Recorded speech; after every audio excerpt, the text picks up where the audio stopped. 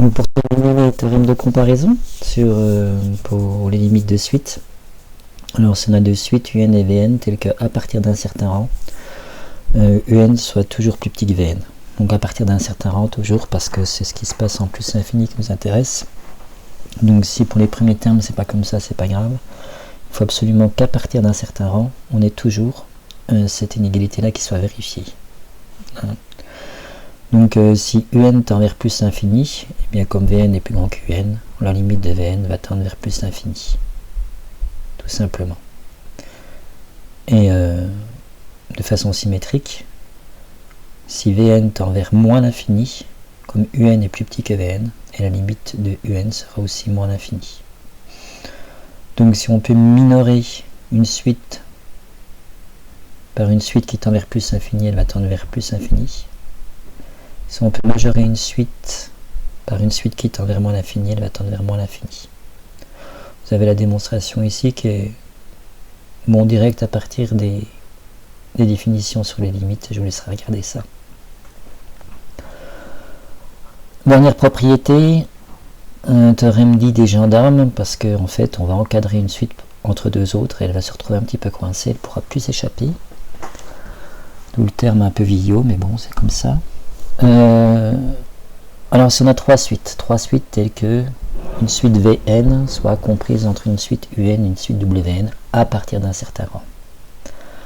Et bien si la suite Un et la suite Wn ont la même limite L, donc convergent toutes les deux vers la même limite, et bien Vn converge aussi vers cette limite là, puisque la suite Vn est comprise entre ces deux suites là. Donc s'il y en a une qui tend vers L et l'autre qui tend vers L, et bien celle-ci qui est au milieu tend vers L. Si ça ne tend pas vers la même limite, on ne peut rien dire. Il faut vraiment que Un et Wn aient la même limite. Alors vous avez aussi la démonstration, un peu plus technique, et une application. Si je veux déterminer la limite de la suite Vn, définie par Vn égale à 1 plus sinus n sur n. Je n'ai pas de théorème d'opération qui va m'expliquer, qui va pouvoir me dire exactement ce que fait cette partie de la suite. Donc je ne peux pas vraiment conclure de façon rigoureuse par rapport à des propriétés ou des théorèmes ou des définitions du cours. Par contre, je sais que le sinus il est toujours compris entre moins 1 et 1, donc ça quel que soit n.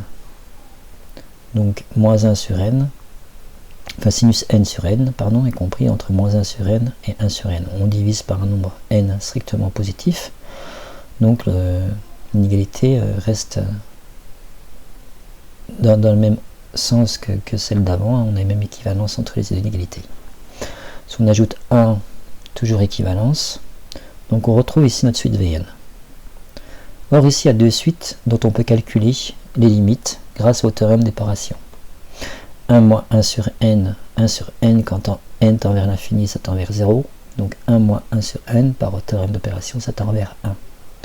De même, 1 sur n tend vers 0 quand n tend vers plus l'infini, donc par théorème d'opération, 1 plus 1 sur n tend vers 1. Conclusion, cette suite-là va tendre vers 1, celle-ci va tendre vers 1 aussi. Conclusion, celle qui est coincée entre les deux là, donc la suite Vn, tend vers 1 aussi, d'après le théorème des gendarmes.